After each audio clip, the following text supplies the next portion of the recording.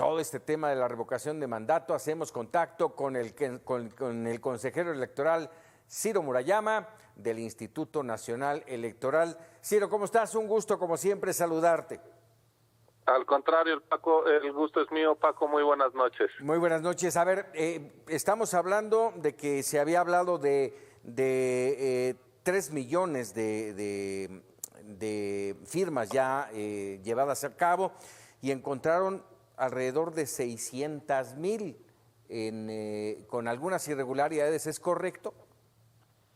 Sí, lo que pasa es que muchos de estos apoyos se recibieron en papel, la gran mayoría, a diferencia de otros procedimientos que ha hecho el INE, por ejemplo, para validar apoyos para aspirantes a candidatos independientes o para la formación de nuevos partidos, cuando solo se utilizaba una app que nos permite verificar que en efecto se trate de apoyos reales, porque hay que tomar la foto de los dos lados de la credencial original para votar y una foto del ciudadano, de la ciudadana que está dando su apoyo, además de recabar su firma. Así que eso te permite detectar cuando lo que se está fotografiando no es la credencial original, sino una fotocopia, un pantallazo, o en vez de tomarle la foto al ciudadano, pues retratan a otra persona, toman a alguien de lejos que pues ni tiene que ver con el proceso, objetos, animales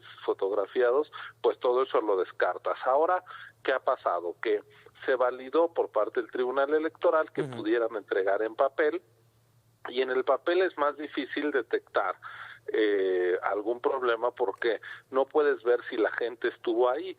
Basta con tener una fotocopia de la credencial para votar, para vaciar los datos y adjuntar la propia fotocopia. Aún así hemos encontrado un número importante de datos que no corresponden, es decir, de gente que no están bien escritos los nombres o la clave del elector, por eso se dan de baja, no se toman en cuenta, pero también hemos encontrado muchas credenciales que ya no son vigentes, es decir, de gente que tramitó su credencial hace años y ya pasaron los 10 años de vigencia y por lo tanto pues no están en el listado nominal ya porque no hubo una reposición de credencial. Y también hemos encontrado miles de fallecidos que se supone que estarían dando su apoyo, lo cual pues es totalmente imposible. ¿Y qué hacer con todo esto? Vamos, es falsificación, déjame decirlo, podría considerarse un fraude.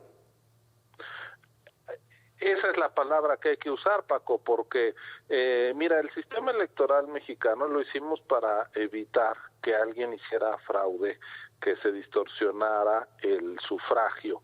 Y la verdad es que estos, si no bien son exactamente votos, son apoyos que solo los ciudadanos pueden dar. Si alguien toma la credencial de otra persona porque esa persona fue a hacer un trámite, tienes la credencial de una persona que falleció y falsificas el apoyo de una persona viva o muerta, pero que no está dando su apoyo, pues es también defraudar, en efecto. Entonces, en el INE pues vamos a tener que hacer procedimientos administrativos y eventualmente dar vista a la Fiscalía Especializada en Delitos Electorales, porque aquí pues ya estás hablando de un delito al hacer un mal uso del padrón electoral.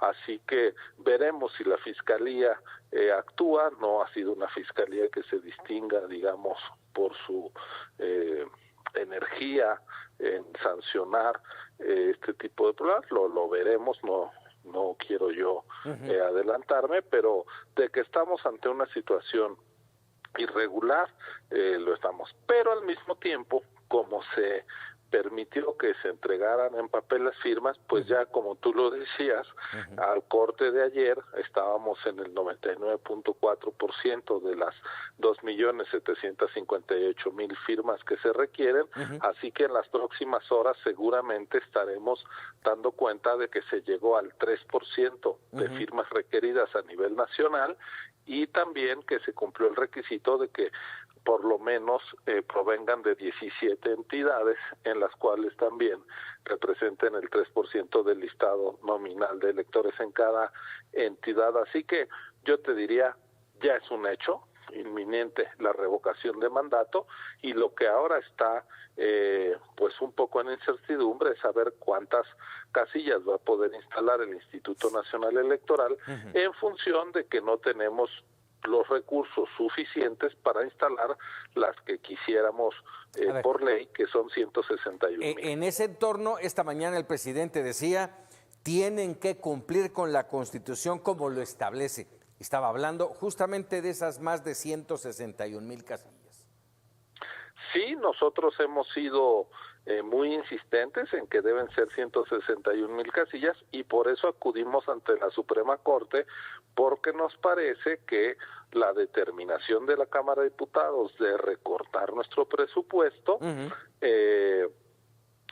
compromete, pone en riesgo lo que mandata la Constitución, que es una revocación de mandato en una elección nacional, y a su vez la ley reglamentaria dice que se tienen que instalar tantas casillas como en una elección federal, lo cual pues hace mucho sentido, porque si es una votación para que se vaya el presidente, tiene que haber tantas casillas como en una votación para que llegue, para que se elija un presidente. Entonces nosotros hemos insistido en todos los espacios, a través de todas las vías jurídicas, la Corte, el Tribunal, para tener los recursos. De hecho, atendiendo una sentencia del Tribunal, entregamos una petición a la Secretaría de Hacienda, que aún no nos ha respondido formalmente. Lo que tenemos, pues, son los dichos de las mañaneras, que nos pueden anticipar una negativa prácticamente rotunda al INE, y eso pues nos llevará a tomar una decisión pues ante una imposibilidad material por la negativa del gobierno de otorgar los recursos, pues eventualmente instalar menos casillas, pero como consecuencia de esa negativa gubernamental. Recuérdanos, Ciro, cuánto es lo que se necesita, lo que están pidiendo la Hacienda, que no ha respondido, y te preguntaría, en la mañana hablaba también el presidente de que insistía sobre que hay excesos en el INE. Pues mira, por un lado lo que hemos solicitado a Hacienda son 1,738 millones de pesos. El INE ya hizo un esfuerzo, y con los recursos asignados para este año se liberaron 1,567 millones de pesos. Vamos a dejar de construir 2 sedes para nuestros trabajadores en 2 entidades de la República, donde tenemos oficinas permanentes, y por lo tanto tiene sentido tener una sede propia y no estar pagando rentas, pero pues no se va a poder hacer para conseguir recursos para hacer la revocación. Se posponen distintos proyectos, y entonces el INE ya puso de su parte 1,567 millones de pesos, que nos dan como para 1/3 de las casillas necesarias. Requerimos el apoyo de de Hacienda para instalar las 161,000. Es lo que se niegan a entregar. El INE es una institución pues muy auditada. El presidente y gente pues cercana a él, lamentablemente un día tras otro descalifican al INE, que es un instituto autónomo que una y otra vez ha demostrado que hace elecciones de manera imparcial, elecciones genuinas, verificables. Si México tiene algo de que enorgullecerse de su sistema electoral, hace 30 años teníamos todo lo contrario, cuando las elecciones las organizaba el gobierno, y no teníamos un organismo profesional, autónomo e independiente. Hoy se critica que, por ejemplo, el INE tenga un presupuesto mayor que otras autoridades electorales, y lo cierto es que, pues, a diferencia de lo que ocurre en muchos otros países, el INE en realidad está a cargo de un costo, de un gasto que beneficia a toda la población más allá de lo electoral, y me refiero a la credencial para votar. La credencial para votar, emitirla, entregar el plástico, mantener actualizados los datos, tener 800 módulos donde más de 16 millones de personas recogen al año su credencial, credencializar. Ya tenemos más de 1 millón de compatriotas a los que de forma gratuita les enviamos su credencial al extranjero, vivan donde vivan. Pues todo este trabajo cuesta más de 1/3 de los recursos regulares del INE. Es decir, es una institución que está al servicio de la ciudadanía. La ciudadanía sabe que el INE le da una credencial sin costo alguno, que le permite hacer miles y miles de trámites. Eso no es solo costo electoral, pero el INE lo absorbe, y por dar esos servicios es por los que se le critica al instituto, yo creo que de manera desmedida e injusta. Ciro, si no hay, como todo, hace un momento incluso lo decías, como todo aparenta, no habrá recursos, te pregunto, ¿se mantendrá el INE en su negativa o optarán por una mini consulta? Pues vamos a hacer una revocación, si las cosas se ponen así, en la que vamos a tener que priorizar cubrir todo el territorio nacional, y a lo mejor algo parecido a lo que ocurrió con la consulta popular del 1 de agosto del año pasado, en la cual estuvimos en todas las secciones electorales, por supuesto, pero no hubo tantas casillas como en una elección federal, que están más cerca de la casa del elector. Pero eso es porque así nos están colocando en una imposibilidad material. Pero de que habrá revocación, de que las casillas las van a instalar ciudadanos, eso sin duda. Pero no cumplirían con lo que mandata la Constitución. En este caso con la ley, pero por eso, porque ante una... el Tribunal Electoral le mandó a Hacienda, le dio la orden de respondernos de manera fundada y motivada. Si no lo hace Hacienda, pues estaríamos ante un incumplimiento de sentencia. Si Hacienda nos responde y para el tribunal está concluida y en efecto no hay recursos, pues se tendrá que reducir el número de casillas. No hay manera de hacer, nadie está obligado a lo imposible. Claro. Déjame por último, Ciro, primero agradecerte como siempre que nos regales unos minutos, pero déjame preguntarte esto. ¿No sienten que han caído en un juego? Son, lo decías hace un momento, son un instituto, un organismo autónomo.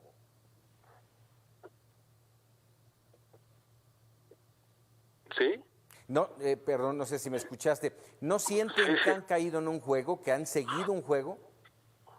No, más bien nos hemos tratado de escapar de una trampa, que es al Instituto Autónomo se le pide que haga un ejercicio de una votación nacional y se le niegan los recursos. ¿Cómo puedes transmitir tu noticiero si te corto la luz y si te dejo sin cámaras? Tu misión es informar a la ciudadanía, pero si te quitan materialmente los recursos para que opere tu estudio, pues estás en un problema. Y aunque tú tengas la convicción de informar y de dar el servicio a tu público, si alguien por alguna razón te sustrae, te niega las condiciones materiales básicas, un estudio, señales, cámaras, camarógrafos, tu equipo, estás en un problema. Es lo que nos está pasando a nosotros. No nos dieron los recursos para salir a hacer el trabajo de campo. Este país es muy grande, tenemos que visitar a 13 millones de ciudadanos. Entonces, ¿qué hizo el INE ante esto que yo he llamado una suerte de trampa? Acudió al máximo tribunal del país, a la Suprema Corte de Justicia de la Nación, para pedirle su intervención. Es decir, nosotros no estamos jugando a nada, estamos siguiendo lo que marca